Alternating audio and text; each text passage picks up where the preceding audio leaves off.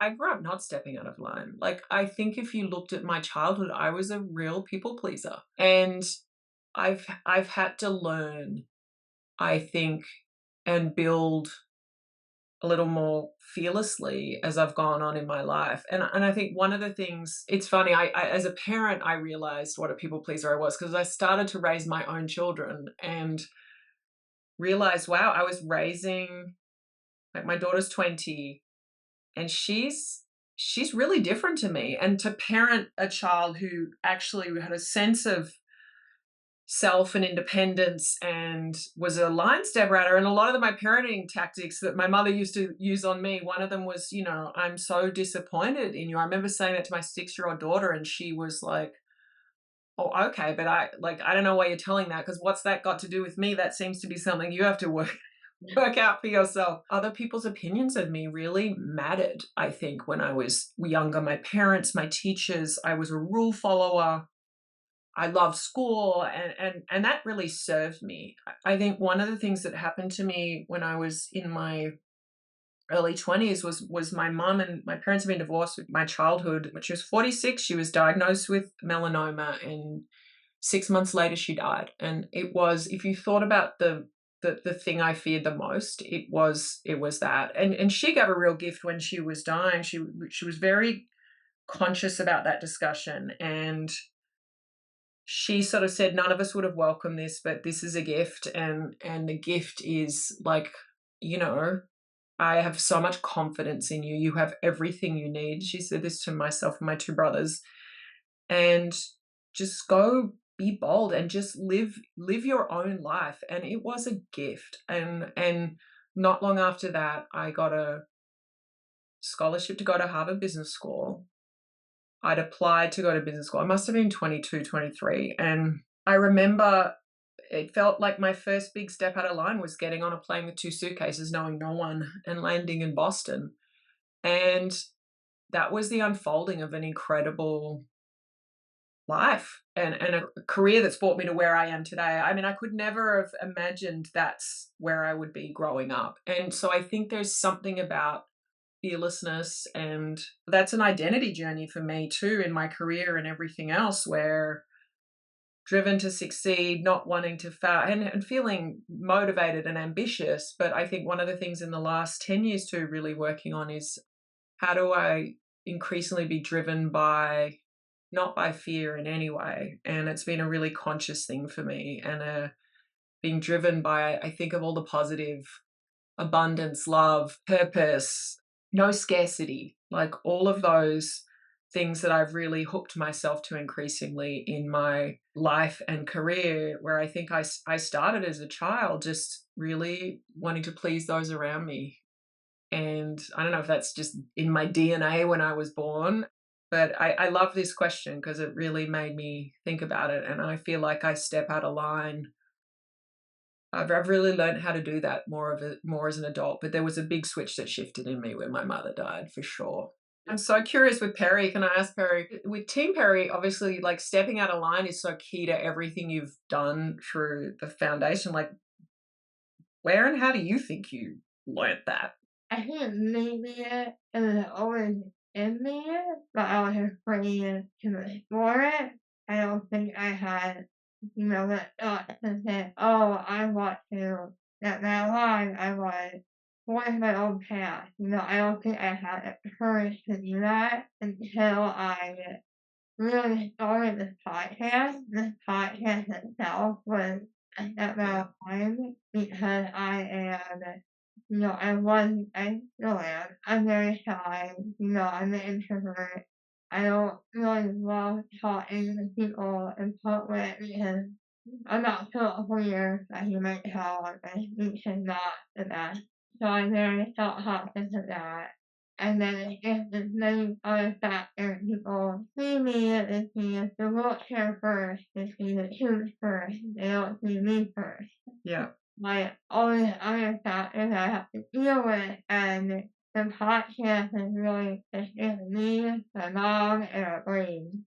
That's right. it. Like you don't have to see, you don't have to know. Oh yeah, she's in a wheelchair, or she has mentally, she has all these issues. Like you might know that, but you won't see it right away. Yeah. Carrie became a writer just because you have to write for school. Here she was undergraduate writing so much, and she developed as a writer. I saw it happen, her professor saw it happen, and I think once she realized her power was Yeah. on paper or on the computer and Yeah. not through her oral voice that you hear that could be garbled, then it hit her, wait a minute, I can do this. But she also realized that she has to make a change. And in order for her to be the catalyst and to be a leader, she has to go and be uncomfortable Right. and put herself out there and open up herself and tell her story. I think sometimes it's funny, the experience of starting Hello Sunshine 7 years ago, I realize it sort of happened prior to Me Too and Time's Up, and people ask me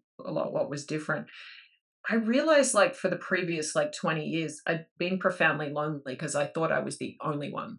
I thought going through issues in the workplace, and again, it's one of the things I see and in my work, and it's part of the joy of my work, is we are all grappling with ways to find our voice. And the fact that you have found that at a young age and you found the medium in writing, and now I love that you've just tackled that head on. It's like that's the journey we're all going through. It's like all of our lives work. Like, do we have something important to say? And everyone's story is valuable, it is worthy, it's important. And for us at Hello Sunshine, where we center women's stories in everything we do, and with the hope of that, like we change the way women get to work through the world because of that. The sort of realization too, like everyone I interact with and talk with, from employees and other fellow executives, we're all on that journey that you just described, Perry. When you talk, the connection that is enabled by sharing your story and then having someone listen to it at the end of the day, what I've found is like that connection for me is the antidote to fear. Like loneliness, fear, scarcity, they all go together. And I think it's interesting as I started to work in a more connected way with other women and feeling like, oh no, and we talked about all of the problems. There are a lot of problem statements for women in the world. There are a lot of problem statements for women and women of color and disabled women, and all of it. As you realize, as you talk about them and you share your story, again, you realize, oh, I'm not alone. I'm not isolated. You're collaborating. And I've found that's given me, when you talk about, I think my life has been a journey of overcoming those fears and the desire to please. That all goes together. And I think that is just the gift of like being humanly connected Yeah. around story and people. If your mother hadn't unfortunately died at such a young age and you picked yourself up and traveled and started doing your MBA in Boston, if she hadn't passed away, you probably still would have been in Australia. My parents were both incredible in the sense that they both grew up in the small town I'm from. There's a boarding school located in our town, and my parents didn't send us to the schools that they both went to, but they sent us to this school, and they're very focused on giving us an education, but they also were really focused on, setting our sights to the whole world. So they're very encouraging of that, and even in the way they talked about it, it was like I didn't grow up with that expectation that I mean, now I say it, I have a house in the town I grew up in. I feel like it is my spiritual home. I go there. I try and go there every Christmas. A lot of my family members live there. I've got a very strong, connected, large family that's critically important to me. But also having that anchor, I think, has allowed me the freedom to go explore, travel, marry an American. I'm not sure I would have done it as soon as I did it, and I think and it was a great gift she gave in the courage to talk about her dying, and I'm very grateful that we had time to talk about it and be conscious about it. And she was fighting to stay alive right up until the end. But that was a look. It was a huge gift, and I think the installation of confidence. I don't know if you don't know what you can do until you sort of put yourself out there and do it. And that little question in the back of your mind, like, can I do it? Can I live somewhere else? Can I, is my education good enough to like keep up? It's interesting, Perry. I know you've done an MBA too. Like, I had a lot of questions about. I did an English. I was a creative writer and English major, and I wanted to be a journalist when I was in high school and in college as well. And I didn't really know if I knew enough about business. And so it was interesting. I almost had to go do an MBA to answer that question and be like, oh, it's kind of logic and numbers. And, I think the courage to go put yourself in the game, it's what it's all about. Didn't you do your MBA because you wanted to prove to yourself, but she really wanted to prove to people that she has a brain? Because you look at somebody in a wheelchair, people talk to Perry like she's a baby and like she doesn't have a brain. They talk to me instead of her, very slowly, very loudly. Yeah, social media, not just like in person. So she decided, I have to give myself some credibility and get this MBA. So people say, oh, she has an MBA. She can actually think.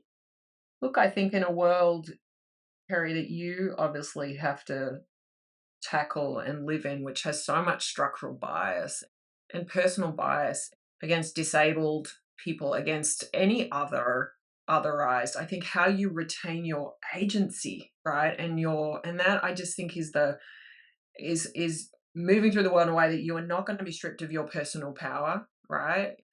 I love that. It's like super inspiring. And it's like, it also gives you knowledge as well that allows you to like stand in your full human agency, irrespective of the biases that you encounter as you walk through the world. It's like that, I think it's like deeply inspiring. And it's what we sort of at Hello Sunshine have tried to like, even our name Hello Sunshine, when Reese and I were talking about starting the company, we said there's a lot of there's all these structural biases that have not served women, but we're going to build a company that assumes agency. That even Hello Sunshine, there's an optimism to it, but we don't pretend it's all unicorns and rainbows, right? It's like, but we have to assume that we have power, because it's the only way to get things done. And like you said, you take, like, I'm going to build my own table. I'm not going to ask and beg for a seat at the table. I'm going to create my own. I'm going to create my own podcast. I'm going to raise my own money. It's just, yeah, it's deeply inspiring. What made you say yes to meeting with Perry? It's one of the hard things is the CEO of this company too is always trying to lean into the successes because they help pave a path for others, and also acknowledge like getting anything done is just hard work. And I just like raising $1 million, hard. Building a podcast and doing it every week in, week out. And then I looked at your podcast guests too. It's interesting. And I'd listened to the Eve Rodsky one. I was like, oh my God, this is Perry. I was like, it's so, I think also in a world where, as we've been looking at Hello Sunshine, we have a mission to change the narrative for women, the way women walk through the world. There's a lot of work we are all doing around how do we create truly inclusive storytelling. And I think one of the areas that we've got the most room to go is the way is sort of, encountering the ableism in our world, right? And I think, it's like when you talk even about the language around DEI, no, it's DEIA, like there is still so much structural bias. It's something we think about when we're thinking about storytelling too. And so seeing everything you've been doing with Team Perry, I was excited, one, to have a conversation with you too, but what else, I can learn around that too, because that's your life in walking through the world. One of the things is, when you look at like the content landscape's so crowded. And when we started Hello Sunshine, we were like, wow, we're building this content landscape. Like, what's a winning business strategy in a crowded content landscape? I think one is there is this massive gap of when you look at who's walking through our world, and also the structures of who's gotten to tell stories that are distributed in a widespread way. There's huge gaps, and that is a real opportunity. And if you can authentically tell stories in those gaps, you will find an audience. And it's just coming back to that. How do you do it authentically? We talk about being in the show, not tell business. Like and of course you're telling people about it, but you're also showing through your work and everything you're doing. I mean, we have a joint venture with a business called Making Space Media, led by two incredible women, Keely Catwells and Sophie Morgan. And Sophie's both are disabled. Sophie is been in a wheelchair and has been leading this campaign for rights on flights in the UK and also in the US to advocate for inclusive travel. She's like I mean, she's unreal. She's like a amazing adventure traveler. She wants to go motorbiking with them, which I'm a little bit scared about. Um, but it's interesting. So we were like, how would we create a show to help demonstrate like both the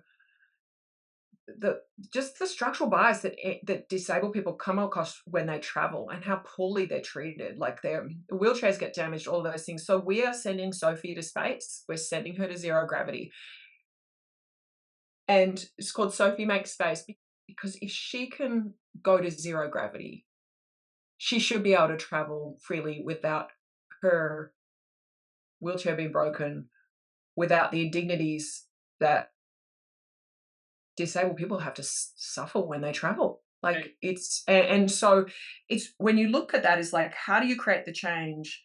How do you, and so thinking about how you bring your and different formats of your story that again you bring people into it. Like who doesn't want to see someone go to space?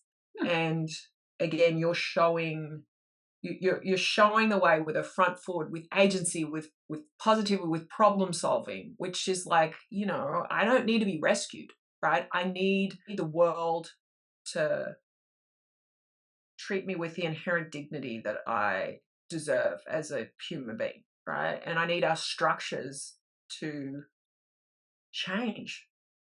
And so I think there's lots of ways to approach that in the content and storytelling space, which you're obviously already doing, and including obviously podcasts and social storytelling, and they all have a part to play. What's something that creatively inspires you? I think everyone needs podcast-wise, I think everyone that connect with really inspires me in their own way. We learn something from everybody, and that really inspires me to think about something different and better myself. What is one piece of advice you would give to a young entrepreneur who is starting out?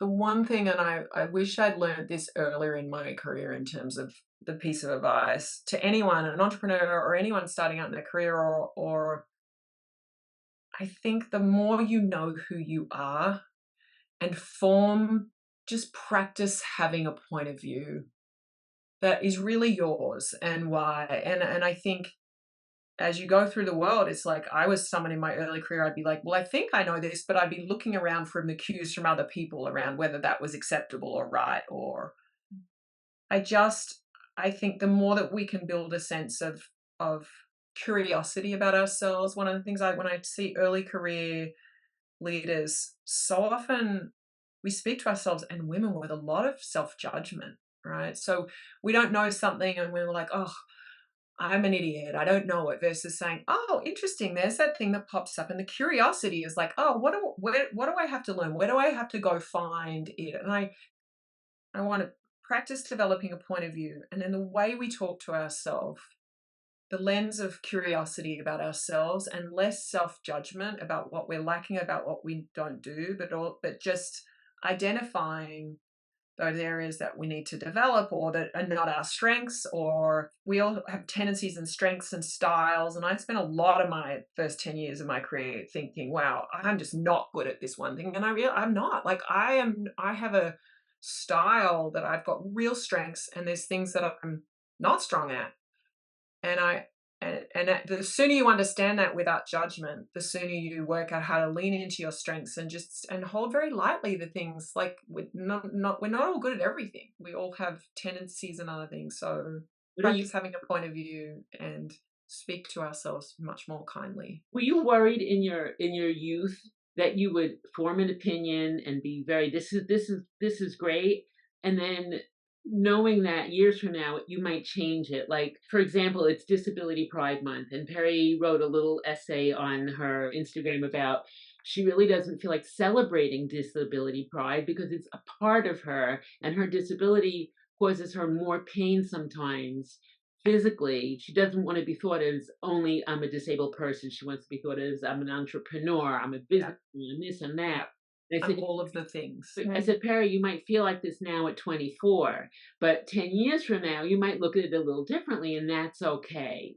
100%. That's learning and growth. It's Right. also, you could feel like this week, and then in 3 weeks' time have a different relationship with that because something happens, and it's like practice forming a point of view and then hold it lightly to see as you map that up against the world, is that still true? What do I think? Oh, you learn more information and data, right? And it's not about being right. It's just about knowing who you are and practicing saying that out loud. That's your voice, right? And I think that's like, I love that you use your voice in that way. And that's how you feel. And, we grow, evolve, we change in some ways. We learn more, we experience more, and we're growing and evolving all the time. And none of that is fixed. And I think one of the things I've learned being 52 is like, I'm just less judgmental about myself when things come up. I'm like, and I wish I'd known more of that at 20. And the way early career women talk to themselves, it's that judgment about a lot of the things that they lack. And I was like, yeah, of course there's things that you don't know because you haven't had the experience, but that doesn't mean you're lacking in any way. It means you've identified something you don't know. Okay. Go ask a question, go do this, go do that. Or you're like, I don't know what I feel. I don't know anything about this topic. I don't know how I feel about something. Let me think about it. Let me talk to a few people about it to try and tease that out. So yeah, we're all growing, evolving, and changing, and you may feel differently in 5 years. You may feel differently in a month. That's okay. But like, what a gift that you can be clear and authentic about your point of view on it right now and how you feel in this month, and adding to the conversation in Disability Pride Month.